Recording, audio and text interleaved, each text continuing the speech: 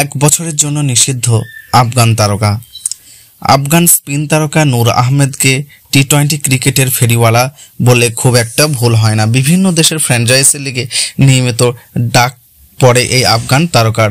Chairman ঘরানার bowler হওয়ার সুবাদে তার প্রতি আলাদা কদর বিভিন্ন ফ্র্যাঞ্চাইজি মালিকদের।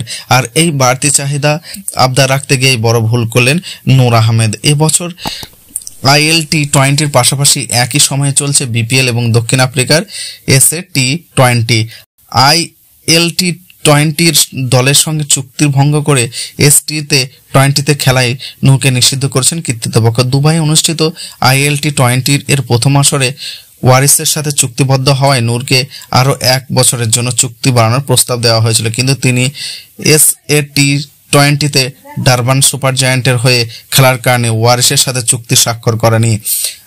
আইএল টি-20 এর একটি বিবৃতিতে বলা হয়েছে যে 19 বছর বয়সী নূরকে দ্বিতীয় মরশুমের আগে খেলানোর চুক্তির শর্তাবলী অনুসারে এই নিয়ম ও শর্তাবলীতে একটি চুক্তির নোটিশ পাঠানো হয়েছিল। নূর স্বাক্ষর করতে অস্বীকার করায় ওয়ারিয়ার্স সরাসরি লিগ কর্তৃপক্ষের কাছে যোগাযোগ করেছিল।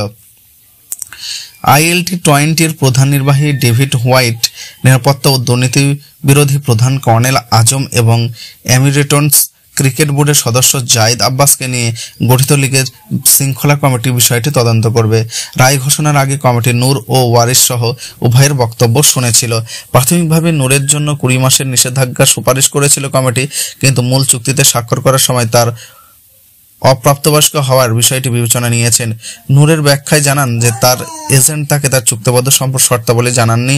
সবকিছু বিবেচনা নূরকে 8 মাসের সোজা মাফ করে দেওয়া হবে। প্রথম মরশুমে ওয়ারিসের হয়ে 7 ম্যাচ খেলে 37 গড় এবং 7.04 ইকোনমিতে 4 উইকেট নিয়েছিল। সম্প্রতি সময়ের ওয়ারিসের দ্বিতীয় খেলোয়াড় হিসেবে নিষেধাজ্ঞার শিকার হয়েছিল নূর।